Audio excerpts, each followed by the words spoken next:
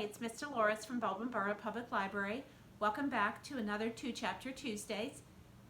Today we have a new series for you. I hope you have been watching the other ones. If you have missed other Two Chapter Tuesdays, you can find everything right here on our YouTube channel, and you can go back and you can listen to other books and see if you'd be interested in them, and then check them out from the library. So the series that we're doing today is by Jessica Day George. It's Tuesdays at the Castle, so that's the name of the series. And then they have Wednesday, Thursday, and Friday books as well.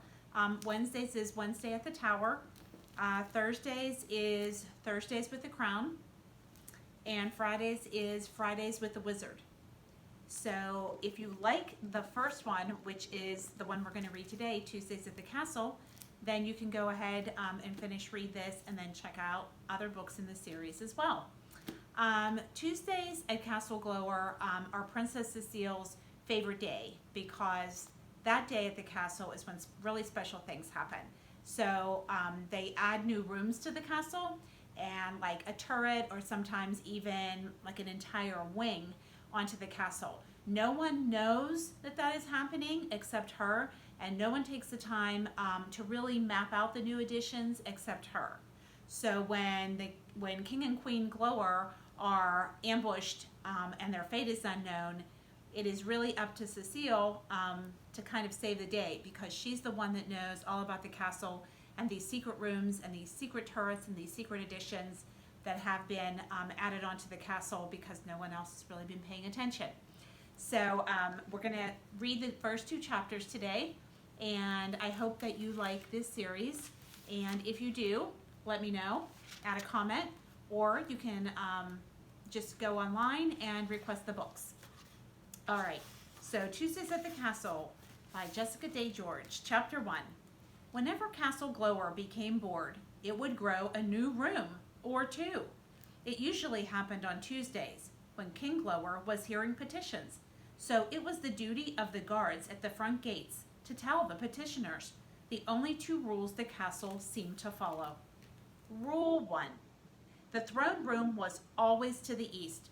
No matter where you were in the castle, if you kept heading east, you would find the throne room eventually.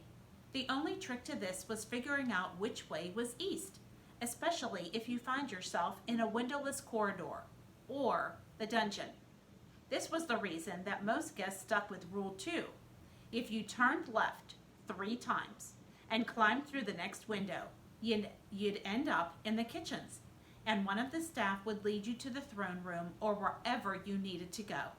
Cecile only knew Rule 2 when she wanted to steal a treat from the kitchens, and Rule 1 when she wanted to watch her father at work.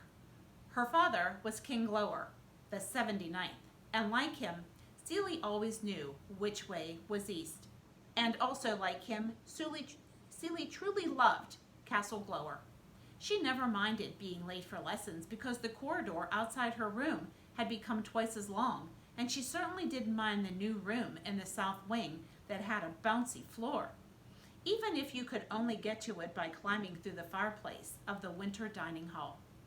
King Glower the 79th, on the other hand, valued punctuality and didn't enjoy being late for dinner, because the castle had built a new corridor that ran from the main hall under the courtyard to the pastures, and all the sheep had wandered inside to chew the tapestries. He also didn't particularly like waiting for hours for the ambassador, only to find that the castle had removed the door to the ambassador's room, trapped the man inside. Of course, the king had to admit that there was usually some strange logic to the castle's movements. The ambassador, for instance, had turned out to be a spy, and the sheep, well, that had all been mere whim, but there was still logic to be found if you looked hard enough.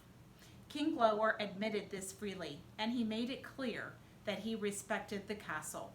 He had to, otherwise he would no longer be the king. The castle didn't seem to care if you were descended from a royal line, or if you were brave or intelligent. No, Castle Glower picked kings based on some other criteria all of its own. Celie's father, Glower the 79th, was the 10th in their family to bear that name. a matter of tremendous pride throughout the land. His great-great-great-great-great-great-great-great-grandfather had become king when Glower the 69th, only heir, had turned out to be a nincompoop. Legend had it that Castle had repeatedly steered the old king's barber to the throne room via a changing series of corridors for days until the royal council had him declared the next king, while the young man who should have been Glower the 70th found himself headed down in a haystack after having been forcibly ejected from the castle through the water closet. King Glower the 79th, lord of the castle, master of the brine sea, knew when to leave well enough alone. He married the beautiful daughter of the royal wizard when the castle guided them into the same room and then sealed the doors for the day. He paid attention when the castle gave people larger rooms or softer chairs. When his older son Bran kept finding his room full of books, while his second son Rolf's bedroom was moved next to the throne room, King Glower sent Bran to the College of Wizardry and declared Rolf his heir. And then little Celie was sick, and the castle filled her room with flowers. King Glower agreed with it. Everybody loved Celie, the fourth and most delightful of the royal children. Okay, that's the end of chapter 1. I'm going to go on to chapter 2. Everyone hates me, Celie grumbled. No one hates you, her sister Lila said soothingly, but you do have a tendency to bounce. There's nothing wrong with bouncing, Celie insisted. Very true, her brother Rolf said, coming into the room. Let's bounce right now. Grinning at Lila in a way that was sure to irritate her, he took hold of Celie's hands and they began to jump up and down in place. Celie forgot to pout and laughed as they jumped. Rolf could always make her laugh. Lila tossed her dark hair to show Rolf that he was being silly and went to the window to look out. They were in Lila's room, which was quite large and grand, and stranded a narrow bit of the north wing.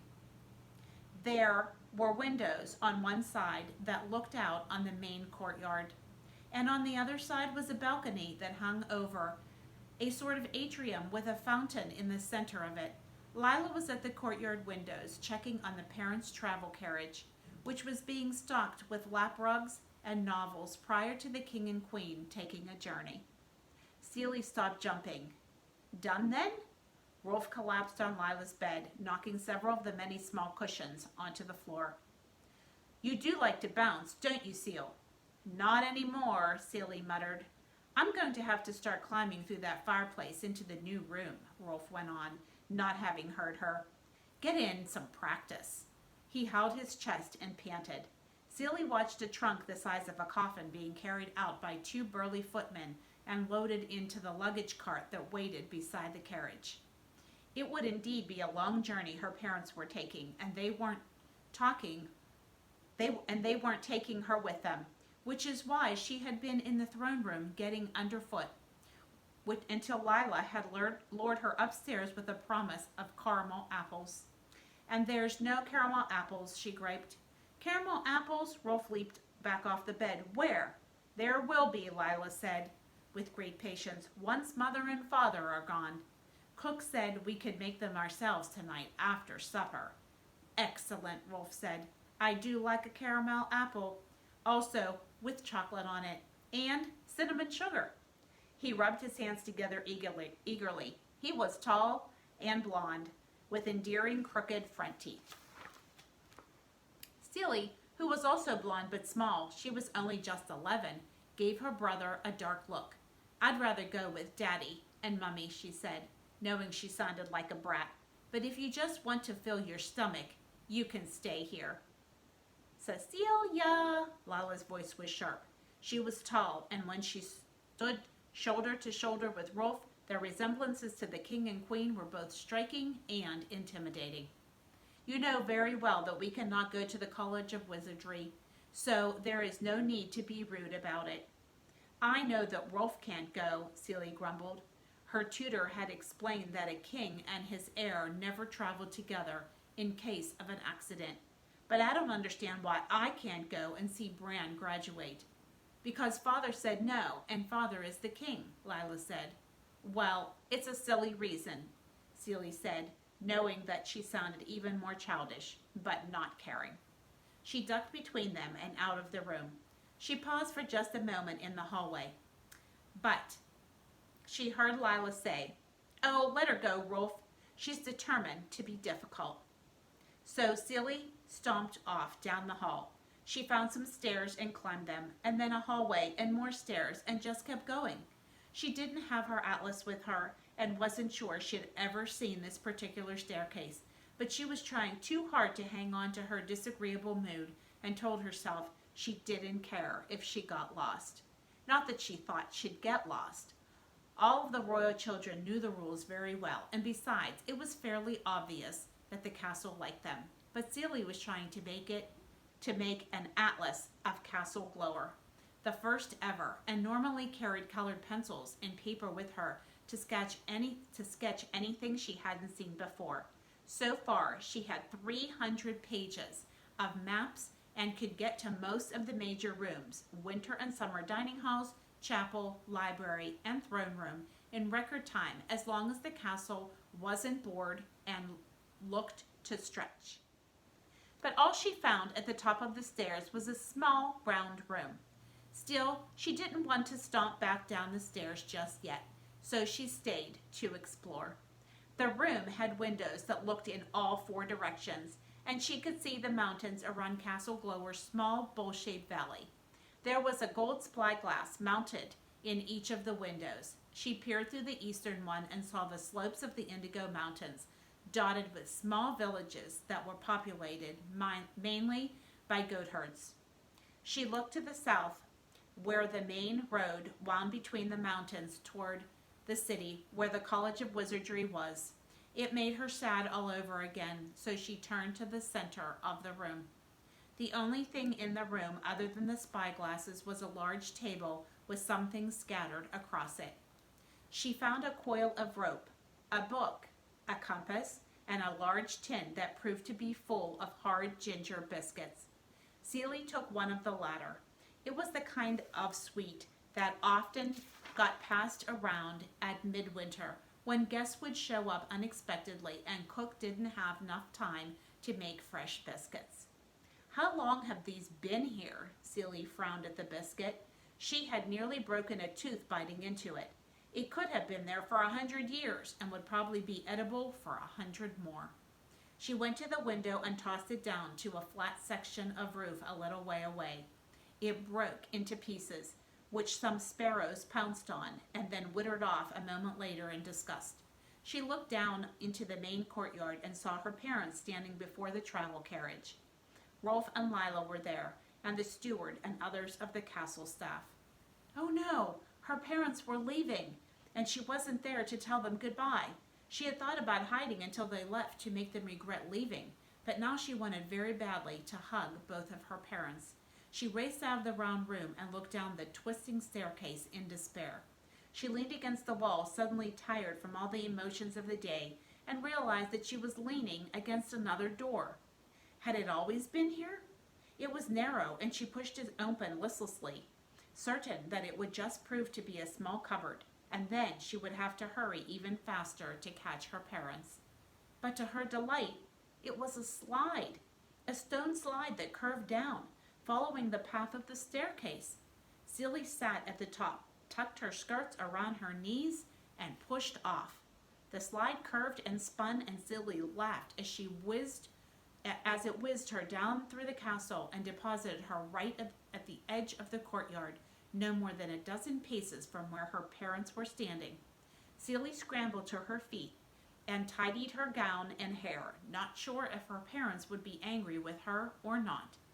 She had been hanging around the throne room and their private chambers all morning, hoping that if she got in the way often enough, they would relent and take her along. Finally, her father had yelled to Lila that she needed to do something with that little sister of hers. "Come here, darling," said Queen Selena, now holding out her arms. Celie ran to her mother and hugged her tight. The queen always smelled like strawberries, and everyone said that she was as beautiful at 40 as she had been when she had just been married. Tall and slender and stately, with her long dark hair pinned up with gold combs, she wore a travel dress of soft green that set off her eyes. "I'll miss you," Celie mumbled into her mother's waist. "I'll miss you too," said the queen. "I'll miss all my darlings, but we won't be gone long. We're just going to see Bran graduate, and then we'll all be home again." "Bran too?" "Bran too," Queen Selena assured her. "He will be the new royal wizard when we return." She smiled sadly. The old royal wizard, her father, had died 2 years before. Then the queen turned Celie around and pushed her gently toward the king. King Glower was trying to look stern, but his face soon melted, and he held out his arms to his little girl. "Come on then, Celia Delia," he said. Celia jumped into his arms and buried her face in her father's neck. His travel robe had a fur collar, and it tickled her nose. "I still want to go," she said. "Not this time, sweetheart," her father said. "When you are older, I will take you into the city and see all the sights." "I could see the sights now," Celie said reasonably, "with you and Mummy and Bran." "Another time," her father said. He set her down on the cobbles and disentangled her arms from his neck. "Besides, the castle needs you. I wouldn't want to make it angry by taking you away for too long." "Oh, pooh." But Celie couldn't help feeling a little bit flattered. She liked to imagine that the castle really did like her, and it was nice that her father had noticed. "Besides, somebody's got to keep me in line," Rolf said easily, putting an arm around her shoulders and drawing her to his side. "Don't worry, Mother," Lila said, kissing the queen's cheek. "I'll look after both of them." Celie and Rolf shared an eye roll. They knew what that meant. Lila would act queenly and matronly by turns and order them to eat in the summer dining hall in full court dress every single night. But she'd also admonish them constantly to eat their vegetables and not slurp their soup. Celie wondered how long it would take her parents to reach the city, to see Bran graduate, and to bring him home. More than 2 weeks of Lila's mothering, and they should all run mad. But now her parents were in the carriage, and waving, and the carriage was moving out of the castle gates and down the long road. They waved until the luggage cart and the ranks of soldiers on horseback blocked the royal traveling coach from view. "All right, both of you," Lila said briskly. "Back into the castle. It's a bit chilly out, and I don't want you to catch cold." "Lila," said Rolf. "Yes, dear." "Tag, you're it." Rolf whacked her on the arm and took off with a run. Lila shrieked in outrage, but Celie didn't wait around to see what happened next. A well-played game of tag could go on for days at Castle Glower, and Lila had been known to cheat. Okay, so their parents are gone. The 3 of them are left in the castle, and things are going to happen while they're away in the city seeing Bran graduate. So this is a really great book, and I hope that you will enjoy finishing the rest of this, checking this out. Tuesdays at the Castle, Jessica Day George. Just please check it out because I think you will truly love it. Let me know what you think, and we'll tune in next week for our final summer 2-chapter Tuesday. So next week will be the last week, and then we're going to take a little break until fall. So I hope you have a great week, and I will see you next Tuesday for another 2-chapter Tuesday. Have a great week.